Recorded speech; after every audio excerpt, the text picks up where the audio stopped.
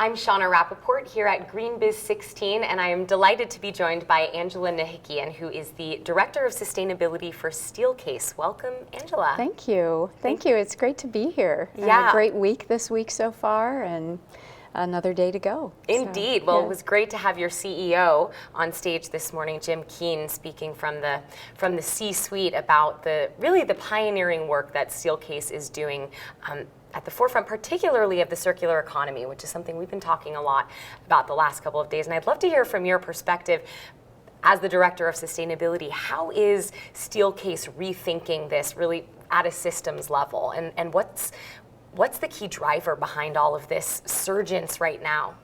Well, I think, it all starts really with what we consider to be the product driver of the circular economy, and that is, the products that we create.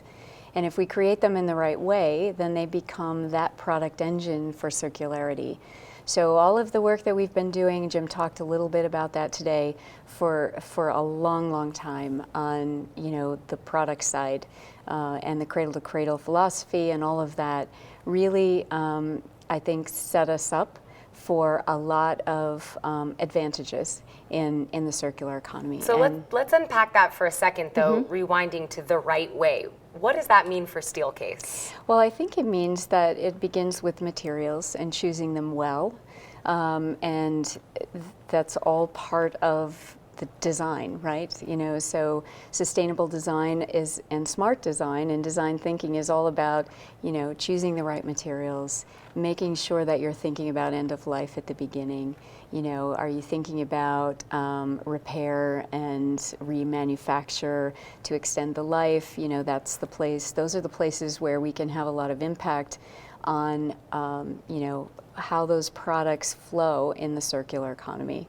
And I think that that's probably because this work takes decades to do, and that's probably the biggest advantage I think we see right now. In addition to all of the other business advantages that we might have of a global presence and the user-centered design work that we do, I think it really at the base of all of these opportunities will be how we approach product and how we do that in a very people-centered way. And so what is the business case, sort of the economic driver underpinning of all of this for you? Well, if we think about all of us in the industrial economy, the linear economy, we're making, we're getting it to the customer, and increasingly, sort of, we call it the dark side of the moon, right? There's a lot going on over there in the life of these products with the customer and in users working with and around our products and the environments that we help create.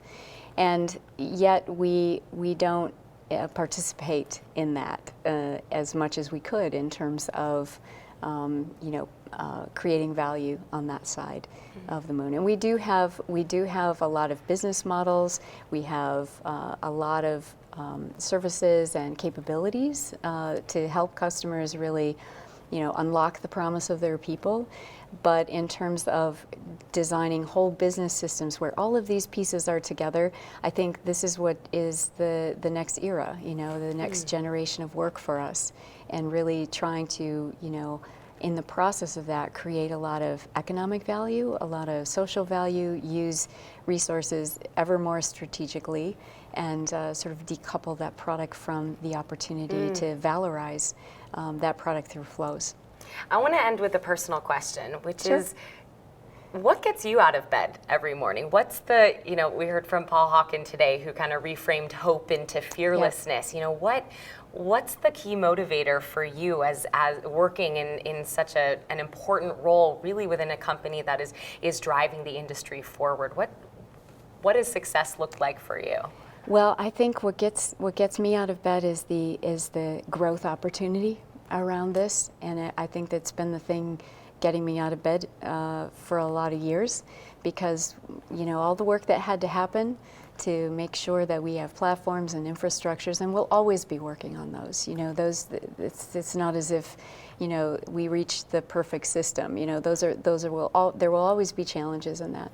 But what gets me up in the morning is to know that I can contribute significantly with other people in the company to the growth of the company, and maybe most importantly, you know, have an impact on the people that really work in the environments, as I said, we help create with the design community. So that gets me jazzed. That makes me really excited about the future and what's possible. And I think that, you know, organizations like the Ellen MacArthur Foundation and what they're doing to bring businesses together through the CE 100, the case studies, the financial studies that they're putting together, you know, this really creates a platform for a lot of us as businesses to ride on and to sort of pull others in, and really is an organizing principle and maybe an organizing framework for all of us to know where we are in that process at any minute, at any moment, you know, where we are in the course of, you know, realizing that full circular economy.